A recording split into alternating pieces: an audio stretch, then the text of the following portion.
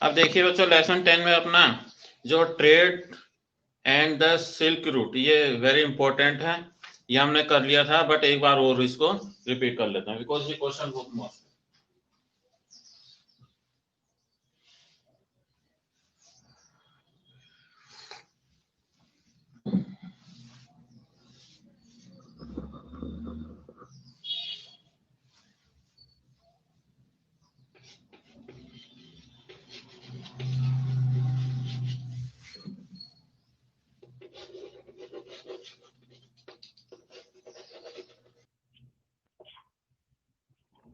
ये अपना टॉपिक है आज का, trade and the silk root.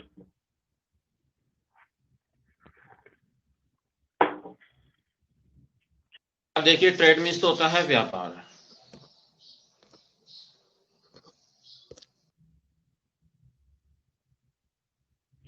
और सिल्क रूट के बारे में आपको मैंने बता रखा है कि जो एंशियंट टाइम था तो उसके अंदर अंदर जो चाइनीज ट्रेडर्स थे, ओके,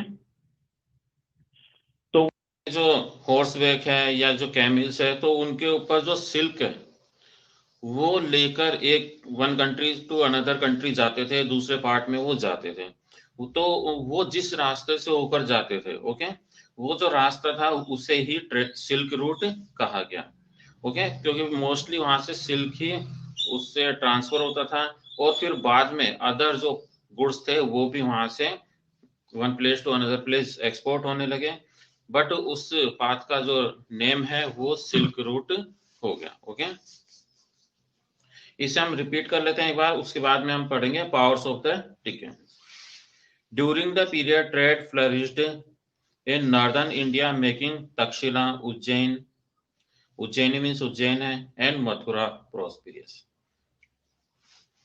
अब देखो इस पीरियड के अंदर जो नॉर्दर्न इंडिया है, तो उसमें जो तक्षशिला है, उज्जैनी है, मथुरा है, ये काफी डेवलप हो गए थे, काफी प्रोस्पिरियस, यानी कि काफी समृद्ध थे, काफी व्यापार होता था वहां से। Technique of making silk was first developed in China, underline करना इसमें।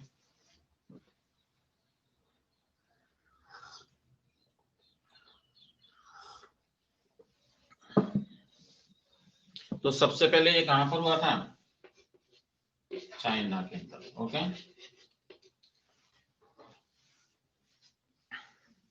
चीन के अंदर ये टेक्निक डेवलप हुई थी कि किस तरह से हम सिल्क बना सकते हैं। ये आपने साइंस में पढ़ा भी होगा कि जो मलबेरी में जो वो मौत वगैरह लगते हैं तो उनको बॉईल किया जाता है, उनको इंसेक्ट्स को, ओके, इस कोई एक प्रोसेस है उस तरह से बनता है।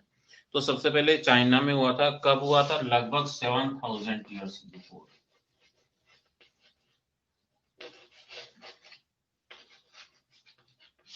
लगभग 7000 साल पहले चाइना के अंदर सिल्क बनना शुरू हो गया था।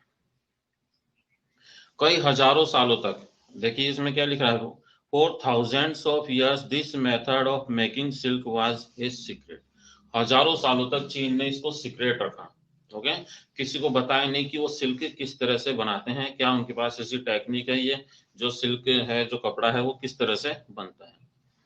This method of making silk was secret, Chinese traders were went to distant lands on foot. तो चाइनीज ट्रेडर्स वहां पर इसको बनाते और फिर जो है दूसरे पार्ट में उसको लेकर जाते थे ऑन फुट, या तो पैदल लेकर जाते थे हॉर्स बैक के ऊपर, कैमल्स के ऊपर, ओके। अब ये सिल्क लेकर जाते और फिर वहां पर सेल आउट करते थे। तो वो जिस रास्ते से होकर विदेश में जाते थे, अदर कंट्रीज में जाते थे, तो the path they followed came to be known as the silk route. तो उस रास्ते को सिल्क रूट कहा गया, ओके। ये क्वेश्चन आता है, ये आपके 9th-10th में भी है कि डिफाइन सिल्क रूट, कि उसे सिल्क रूट क्यों कहा जाता है।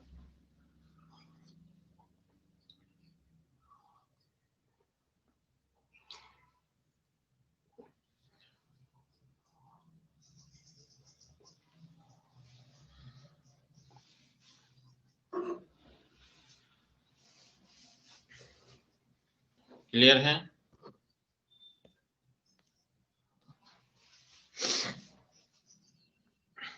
It was a time when wearing silk made in China became the fashion amongst the rulers. अब देखिए, wearing this silk made in China become the fashion, कि उस समय ये फैशन था कि ये इतना कीमती है, इतना कीमती ये क्लॉथ है, सिल्क है, और इसे नॉर्मल हर कोई परचेज नहीं कर सकता, नहीं ही हर कोई इसको बना सकता था। ओके, तो उस समय की ये फैशन चल गया था कि जो वहाँ के और जो अदर कंट्री रूलर्स थे वो सिल्क से बने हुए कपड़े पहनते थे। हिंदी में इसको रेशम कहा जाता है, सिल्क को हिंदी में रेशम कहते हैं। ओके,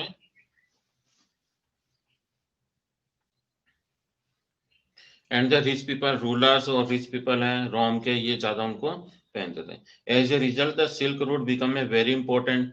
अब देखिए चाइना से फिर रोम में, इनमें वो अदर कंट्रीज में जाता था, तो इसलिए वो जो सिल्क रूट है काफी इंपॉर्टेंट हो गया था। With its main branch starting at China, running across Central Asia, ending at the West Asian province of the Roman Empire, वहां तक ये रूट जाता था। The route gave a boost to trade of Indian items like pearls, textiles, ivory, silk and precious stone.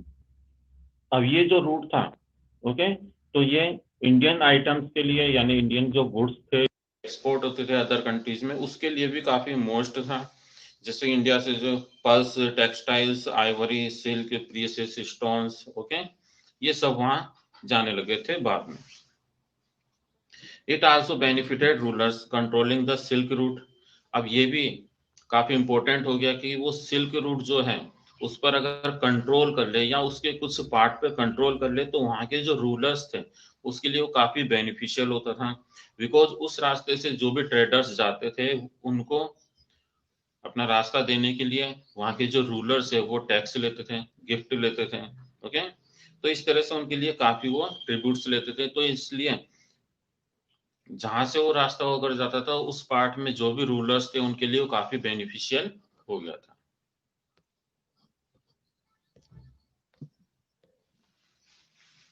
अब देखिए, rulers controlling the silk root, who gain from the taxes, तो उनका वो शासन होता था उस क्षेत्र के अंदर, तो वहां से जाने के लिए जो ट्रेडर थे वहां से उस रूट, उस पार्ट से होकर जाते थे, उसके लिए टैक्स वो पे करते थे राजा को। ट्रिब्यूट्स, उपहार भी देते थे, गिफ्ट्स वगैरह भी देते थे। Okay, from the traders using the route in return of their protection against robbers, तो उस रूट को यूज करने के लिए और रॉबर से प्रोटेक्शन देने के लिए तो वो राजा को गिफ्ट देते थे। Kushanas were among the rulers who control the silk root, उन्हीं में से एक जो कुशान जो रूलर्स थे वो उनमें से मोस्ट थे, जिन्होंने काफी लॉन्ग पार्ट पे या लॉन्ग सिल्क रूट पर अपना कंट्रोल किया था। क्लियर है बच्चों? तो ये सिल्क रूट का है, तो ये आपको पूरी तरह समझ में आ गया होगा और ये काफी मोस्ट होता है, कई क्लासेस में ये पूछा जाता है। नेक्स्ट आता है अब अपना powers of the Deccan.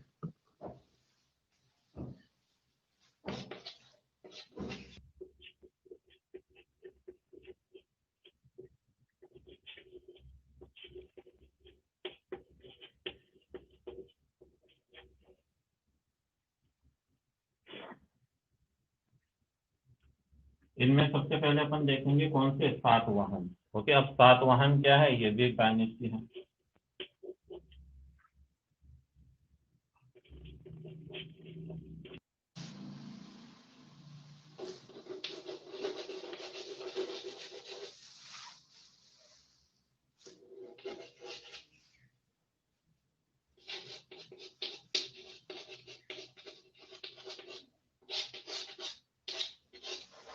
Hindi में इनको सातवाहन कहते हैं। सातवाहन का मतलब ये नहीं कि 7 व्हीकल्स हो गए कुछ। ओके,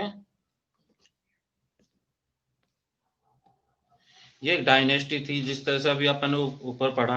ओके, कुशाणास, गुप्ता, मौर्य, तो इस तरह से ये भी एक डायनेस्टी थी।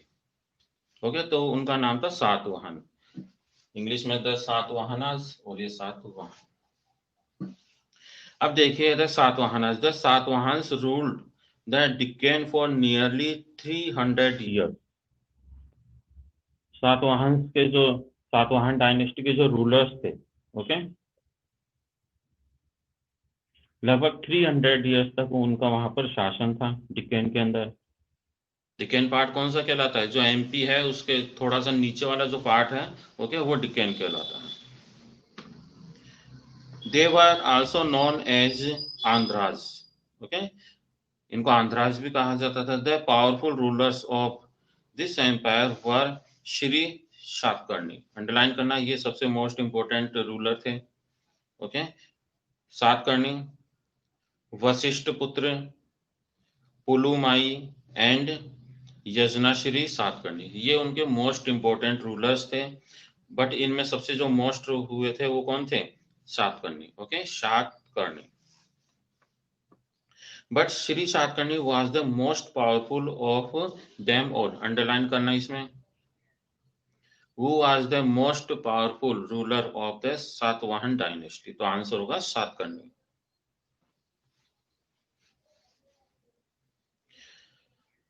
क्लियर है? The inscription composed by his mother Gautami Balashri.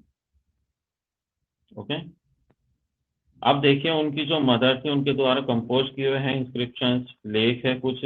उनकी जो मदर थी उनका नाम क्या था? गौतमी बालाश्री। तो अधिकतर ये जो सातकर्णी को कहा जाता है गौतमी पुत्र सातकर्णी। ओके, उस समय यहाँ के जो सातवाहन रूलर्स थे उसमें जो मदर थी उन्हीं को हेड माना जाता था फैमिली का, तो उनका नेम भी उनके साथ में, शासक के साथ में लगता था। तो लिखा हुआ ऐसे भी आ सकता है गौतमी पुत्र सातकर्णी या केवल सातकर्णी। तो इनकी मदर का नाम था Gautami Balashri. Gives detail information about Satakarni. तो उनकी मदर ने इंस्क्रिप्शन लिखे, ओके, लेख लिखे हैं। उनकी मदर का नाम था गौतमी बालाश्री। तो इन्होंने जो लेख लिखे हैं उनसे हमें उनके थे श्री सातकर्णी। ओके, तो इनके बारे में काफी इंफॉर्मेशन मिलती है कि इनका शासन कहाँ पर था, इन्होंने कितनी एज तक शासन किया है, इन्होंने कौन से युद्ध किए, इन्होंने कौन से वेलफेयर रिलेटेड वर्क किए हैं। तो उस समय की जो भी व्यवस्थाएं थी उन सब के बारे में काफी इंफॉर्मेशन मिलती है। प्रतिष्ठान, okay, a modern पैथान in Maharashtra was the capital. Underline करना, प्रतिष्ठान उस समय इनकी कैपिटल थी सातवाहन डायनेस्टी की। ओके, यानी कि मेन तो इसमें गौतमी पुत्र सातकर्णी है, तो उन्होंने अपनी कैपिटल कौन सी बनाई थी? उन्होंने अपनी कैपिटल बनाई थी Pratishthan. Satavahana rulers were give the title of lord of the Dakshinapatha, literally the route leading to the south. अब देखिए, Satavahana rulers were given the title of lords of the Dakshinapatha. Okay, Dakshinapatha उन्होंने टाइटल दिया रूलर्स को। Literally the route leading to the south, क्योंकि जो south में जो root था उसके ऊपर उन्होंने अपना कंट्रोल कर लिया था, इसलिए उनको दक्षिणापथ भी कहा जाता है। अब देखिए, which was also used a name for the entire southern reason. इसके अलावा जो सदर्न रीजन था उसके लिए भी ये टाइटल यूज किया जाता था। Shri Satakarni sent his army to the eastern, western and southern coast. Satakarni ने अपनी आर्मी भेजी ईस्टर्न, वेस्टर्न और सदर्न कोस्ट के अंदर। The Satavahana stabilize a powerful empire. तो सातवाहन जो शासक थे, ओके, तो इन्होंने काफी बड़ा एम्पायर इन्होंने स्थापित किया था। Continuous military conflict against the Shakas. अब ये शकाज क्या है? ये भी एक डायनेस्टी थी। ओके, शक डायनेस्टी जिसे कहा जाता है। Weakened them, later the empire broke up into many smaller kingdom. लेकिन कंटिन्यूस क्या हुआ? मिलिट्री कॉन्फ्लिक्ट हुआ, किसके साथ में? शकाज के साथ में। लगातार इनके काफी युद्ध हुए, इसलिए इनकी पावर फिर धीरे धीरे क्या हो गई? कम हो गई। और लास्ट में इनका जो एम्पायर था वो स्मॉल पार्ट्स में डिवाइड हो गया, छोटे छोटे पार्ट्स में डिवाइड हो गया। और वहां छोटे छोटे क्या बन गए? रूलर्स बन गए। छोटे रूलर्स का मतलब है वहां के जो हेड रहते थे, जमींदार वगैरह रहते थे, हो गए। तो उन्होंने वो खुद ही वहां के शासक बन गए। किसके बाद में? सातकर्णी के बाद में। तो क्लियर है बच्चों ये सातवाहन का?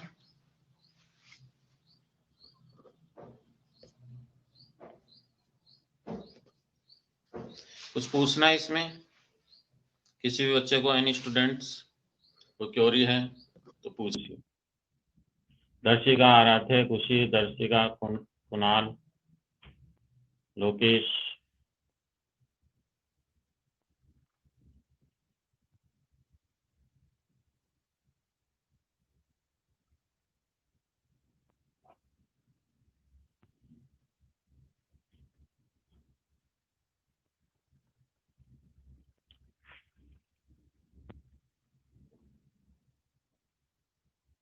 Okay, yes.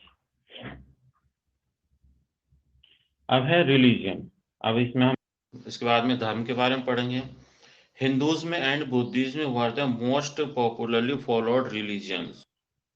ओके, तो उस समय जो मोस्ट पॉपुलर रिलीजन कौन कौन से थे रिलीजन, वो थे अपने हिंदुइज्म एंड बुद्धिज्म।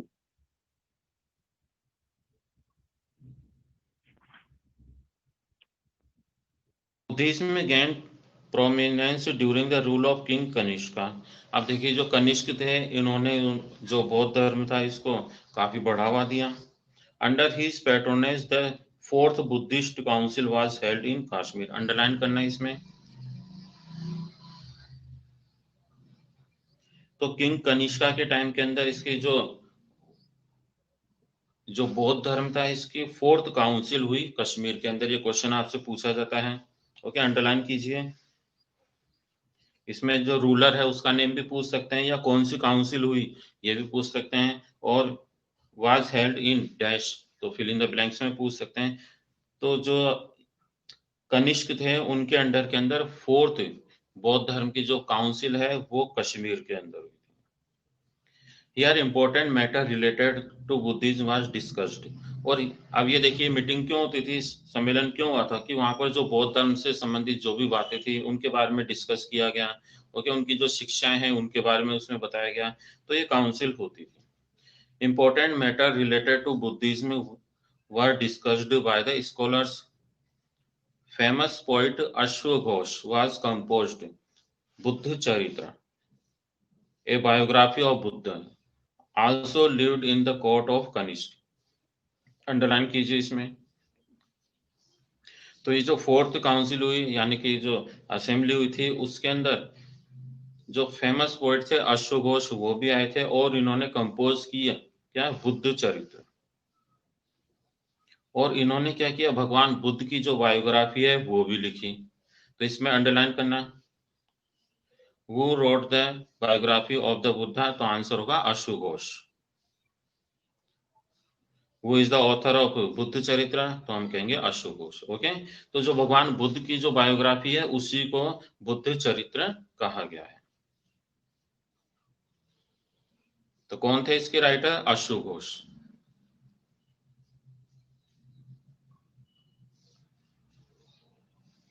और ये किसके दरबार में रहते थे, Buddhist also lived in the court of Kanishka, जो कनिष्क थे उनके दरबार के अंदर ये रहते थे।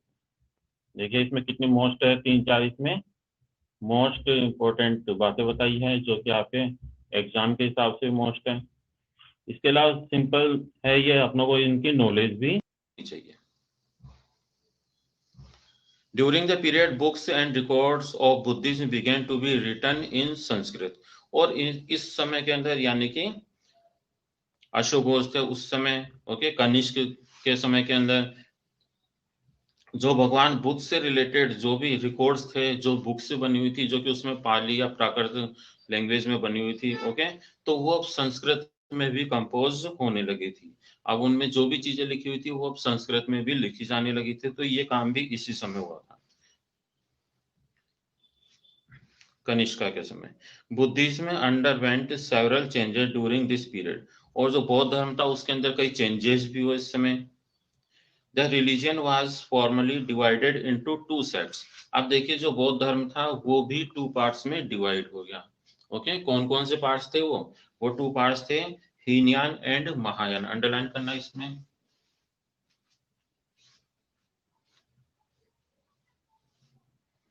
हीनयान एंड महायान।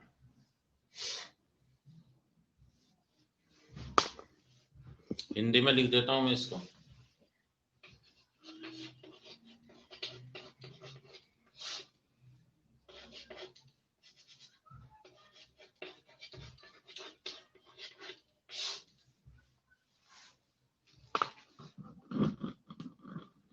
आप भी लिख लेना इसमें पेंसिल से, हीनयान एंड महायान, जिससे कि आपको बाद में प्रॉब्लम नहीं आए।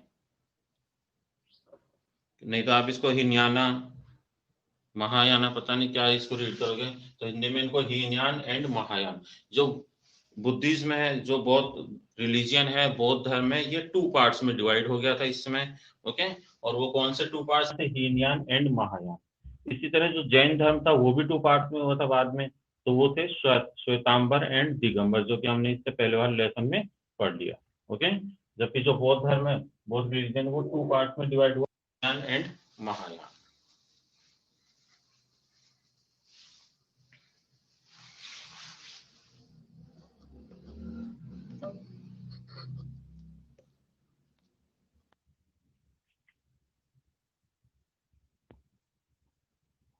यस। अब देखिए बच्चों, इसमें क्या है next, the religion was formally divided into 2 sects, यानी 2 पार्ट में, Hinayana and Mahayana. The Buddha was shown in sculpture through sign, but now statues of Buddha were made. अब देखिए, जो भगवान बुद्ध की जो मूर्तियां हैं वो काफी कम है। तो ये जो समय था, ओके, तो उससे पहले तक जो भगवान बुद्ध थे उनकी मूर्तियां नहीं रहती थी, केवल सिंबल रहता था, साइन रहता था उसमें। इस तरह से आपने देखा होगा भगवान बुद्ध की इस तरह से, है ना, जो वो दिखाई देते हैं, तो इस तरह कोई सिंबल रहता था उनका। ओके, लेकिन इस समय यानी कि सातवाहन के शासन में, ओके, तो उसमें क्या होने लगा, उसमें उनकी स्टेचूज भी बनाई जाने लगी, उनकी मूर्तियां भी बनाई जाने लगी। उससे पहले केवल उनके सिंबल्स ही रहते थे। भगवान बुद्ध की उससे पहले मूर्तियां नहीं बनाई जाती थी, वो केवल सिंबल से ही आइडेंटिफाई होते थे। बट अब उनकी जो है स्टेचूज वो भी बनाई जाने लगी थी। 2 ग्रेट स्कूल्स ऑफ स्कल्पचर, तो इस तरह के 2 बड़े जो संस्थान थे, स्कूल्स थे, okay, that developed at this time. तो देखिए कौन से संस्थान डेवलप हुए, Mathura school of arts and Gandhara school of arts. Underline कीजिए इसमें, ये 2 मेन उसके स्कूल्स, स्कूल का मतलब उनकी संस्थान है जहां पर ये आर्ट डेवलप हुआ, कि उनकी मूर्तियां वगैरह बनाई जाने लगी। तो कौन कौन से थे, Mathura school of arts and Gandhara Gandhara schools of arts. The other major changes during this period was belief of Bodhisattva. अब देखिए उसी समय एक अदर, एक दूसरा जो चेंज भी हुआ, बोधिसत्व जिसको कहा गया है, और इसके अंदर क्या था देखिए, they were supposed, person who had attained enlightenment। तो इसके अंडर में क्या था कि कोई भी जो व्यक्ति है, ओके, तो एनलाइनमेंट यानी कि ज्ञान प्राप्त कर सकता है, तो उसको बोधिसत्व कहा गया। Earlier it was considered that once bodhisattva attend the enlightenment, they had to live in complete isolation and meditation in। तो जिसको ये बहुत जो एनलाइनमेंट प्राप्त कर लेता है, यानी कि ये जो ज्ञान है जिसको ये प्राप्त हो जाता है, तो फिर आइसोलेशन से या मेडिटेट होने से तो उसको शांति मिल जाती है। ओके, कंप्लीटली वो क्या हो जाता है, ज्ञानी हो जाता है। तो ये बोधिसत्व का एक प्रोसेस उस समय डेवलप हो गया। During this period the belief change, और इस समय लोगों के जो विश्वास थे वो भी चेंज हुए। Bodhisattva started to with the common people, mingle with the common people के अंदर ये बोधिसत्व का जो प्रोसेस था या वो स्टार्ट हो गया। From here the worship of Buddhism began, और इस समय भगवान बुद्ध की, ओके, या बोधिसत्व की जो पूजा भी शुरू हो गई थी थ्रू आउट द चाइना, पूरे चाइना के अंदर, central Asia and later to Korea and Japan. Central Asia में, कोरिया में, जापान में, सब जगह भगवान बुद्ध की पूजा भी शुरू हो गई थी। उससे पहले ऐसी कोई पूजा नहीं थी, केवल उनकी जो शिक्षाएं थी उनको फॉलो किया जाता था। बट अब ये होने लगा कि जिसको भी ज्ञान प्राप्त हो गया, ओके, उसे बोधिसत्व कहा जाने लगा। ओके, और अब उनकी पूजा भी शुरू हो गई थी।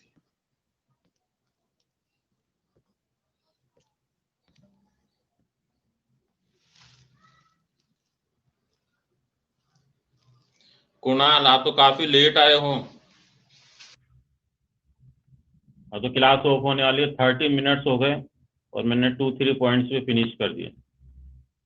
तो स्टूडेंट्स आप टाइम का जरूर ध्यान रखेंगे, और जो भी मैं बता रहा हूँ, ओके, उनको फॉलो करना। जो भी वर्क मैं दे रहा हूँ उसको आप कॉपी में जरूर लिखना। ओके, जैसे आपकी स्कूल ओपन हो जाएगी तो आपसे कॉपीज कभी भी मंगवा सकती है, चेक होगी, उनके मार्क्स भी मिलेंगे। तो आप प्रॉपरली टाइम टू टाइम अपना वर्क करते रहो, जिससे कि बाद में आपके ऊपर बर्डन नहीं पड़े। ओके, और जो भी स्टूडेंट ये लेट आ रहे हैं वो नेक्स्ट क्लास में आप ध्यान रखेंगे, आफ्टर 10 मिनट्स में आपको किसी को नहीं करूंगा, ब्लॉक कर दूंगा। तो जो 10 मिनट के अंदर जो पढ़ेंगे वो ही पढ़ेंगे, उसके बाद वाले अगर क्लास ज्वाइन करना चाहेंगे तो वो नहीं हो पाएगी। रीजन कुछ भी हो, आप 8:30 का टाइम है तो आप 8:25 8:35 40 तक क्लास में आ जाइए।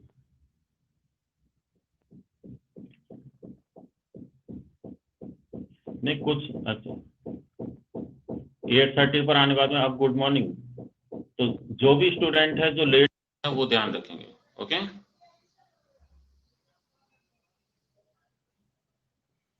यस, अच्छी बात है। चारू आप कब आए थे? चारू गौड़, आपने क्लास कब अटेंड की?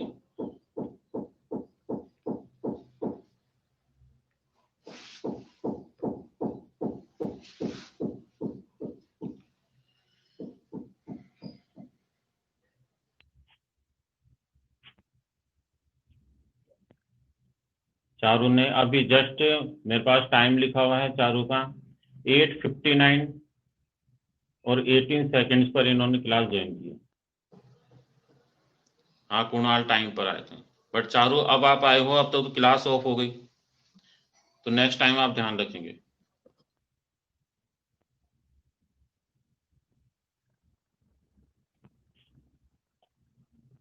रितिका हमेशा लेट ही आती है।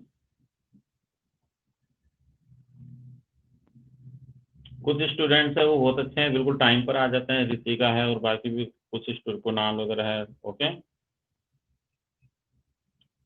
एक दो बच्चे हैं जो लेट आते हैं। Very good.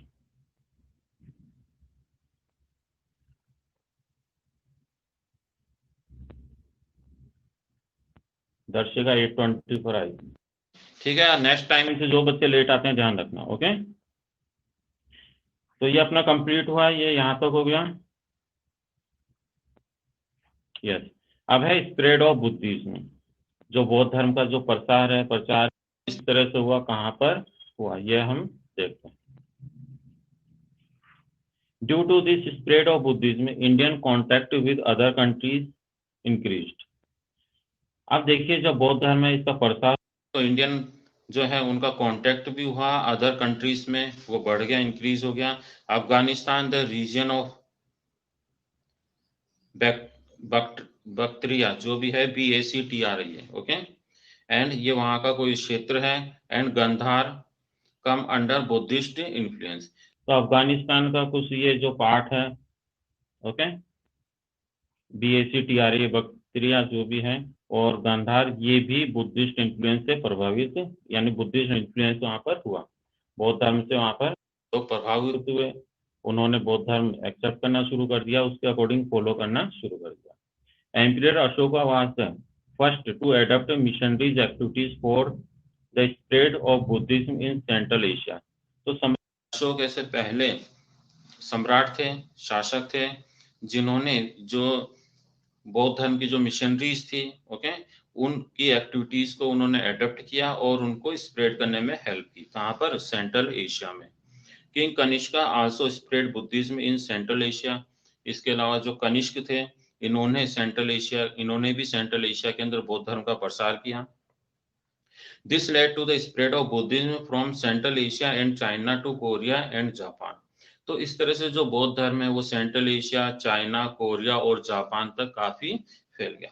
तो आपने देखा होगा कि जो बौद्ध धर्म है इसमें जो इंडिया है, तो इंडिया में तो काफी कम लोग हैं बौद्ध धर्म के, जैन के काफी है, बट चाइना के अंदर, श्रीलंका के अंदर, कोरिया, जापान, यहाँ पर बौद्ध धर्म को मानने वाले बहुत लोग हैं और इंडिया में कम है। तो जो अदर कंट्रीज थी वहां पर ये काफी स्प्रेड हुआ।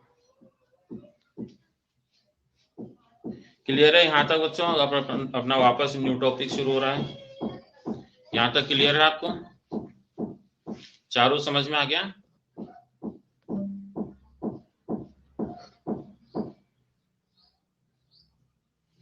चारू समझ में आ गया आपको?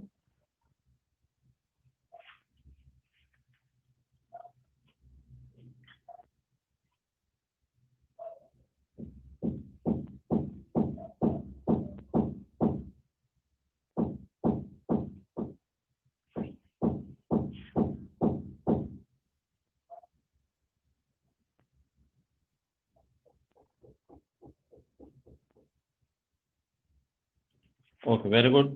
आप देखिए the silk root also help the spread of Buddhism. इसके अलावा जो सिल्क रूट था, ये आपको पहले मैंने बताया है। सिल्क रूट था, उससे जो ट्रेडर्स हैं ये गुड्स वगैरह को ट्रांसपोर्ट करते थे, एक्सपोर्ट करते थे। ओके, सिल्क के अलावा भी वहां पर आइवरी है, ओके, स्पाइसेस, ये सभी चीजें one country to another country जाती थी।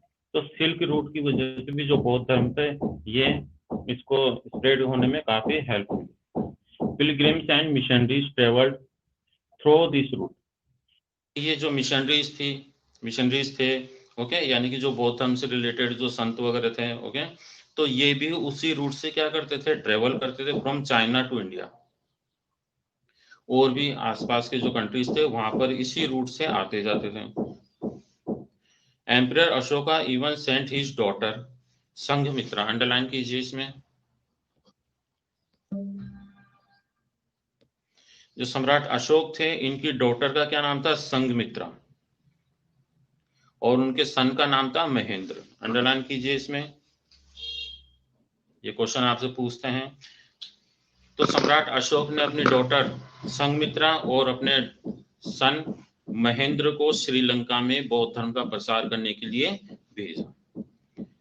सम्राट Ashok sent his daughter Sanghamitra and son Mahendra to Sri Lanka to spread Buddhism. Okay, तो बौद्ध धर्म का प्रसार करने के लिए सम्राट अशोक ने बहुत सारे लोगों को भेजा था, और अपनी जो डॉटर थी संघमित्रा और सन था महेंद्र, उनको भी श्रीलंका में भेजा था। The influence of Buddhism brought about many changes in the culture of countries where it was accepted. अब देखिए, बौद्ध धर्म के प्रसार से, इसको अडॉप्ट करने से, एक्सेप्ट करने से, तो जिन भी कंट्रीज में इनको एक्सेप्ट किया गया, इस बौद्ध धर्म को एक्सेप्ट किया गया, तो वहाँ उस कंट्रीज का जो कल्चर था उस पर इसका काफी इफेक्ट पड़ा, और वहाँ काफी चेंजेस शुरू हुए। तो बौद्ध धर्म के प्रसार से क्या हुआ, many changes in the culture, तो वहाँ के जो उन देशों का जो कल्चर था, उन देशों की जो संस्कृति थी उसमें काफी चेंजेस हुए।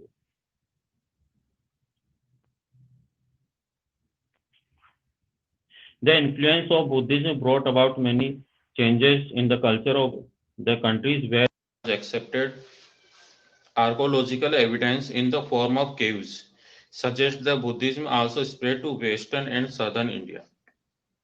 अब देखिए, आर्कोलॉजिक एविडेंस है, ओके, तो उसमें जो गुफाएं वगैरह हैं, तो उनमें भी उनको इस तरह से एविडेंस मिले हैं कि जो बौद्ध धर्म था ये वेस्टर्न और सदर्न इंडिया में भी काफी पॉपुलर हुआ था, काफी फैला था। In these areas dozens of rock cut caves were found in hills.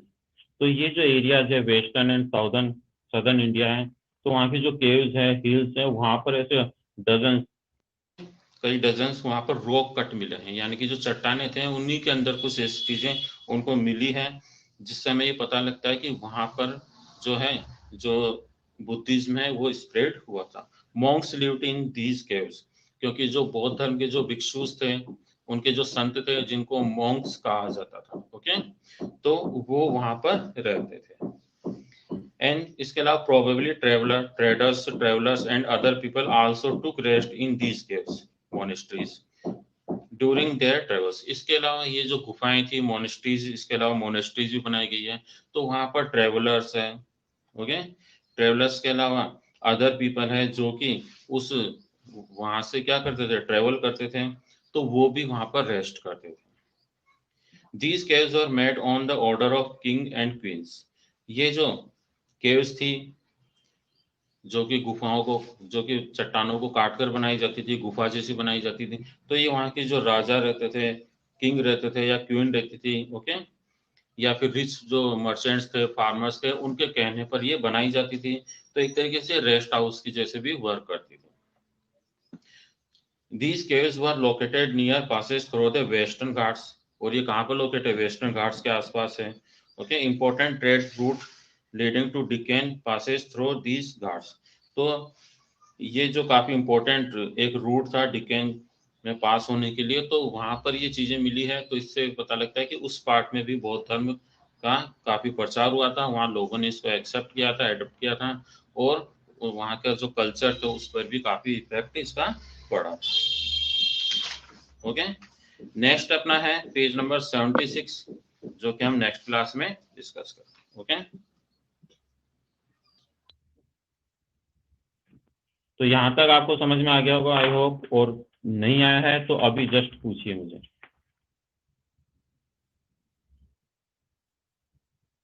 कुछ भी डाउट हो तो पूछिए। जो बच्चे शुरू से क्लास में, ऐसे नहीं जो अभी 5 मिनट बिफोर आए वो पूछें।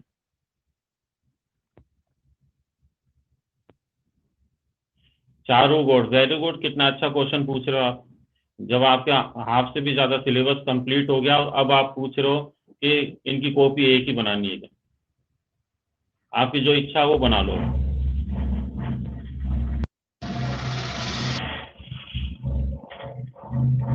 इट्स मीन आपने अभी कुछ वर्क ही नहीं किया। आपको जब नेक्स्ट ईयर मार्च अप्रैल में आपका सिलेबस स्टार्ट हो गया था तभी आपको कॉपीज वगैरह बना दी गई बनाने के लिए मैंने कहा था। उसके बाद मैंने और भी कई बार कह दिया, और अब आप पूछ रहे हो कॉपी एक ही बनानी है, तो आपकी जैसी इच्छा वो बनाओ। रुद्राक्ष, मनीष, रितिका, आपने सबने अपनी कॉपीज बना रखी है जैसे मैंने बताया था। रितिका, आपने कॉपीज बना रखी है अपनी जैसे मैंने इंस्ट्रक्शन दे रखा है उस तरह से। ऑलमोस्ट लगभग सभी बच्चों ने बना रखी है। और चारू अब पूछ रही है, जबकि ये पहले से पूछ चुकी, मैंने बात भी की थी इनसे, इनकी सिस्टर से, इनको बताया भी था, बट इन्होंने कॉपीज नहीं बनाई।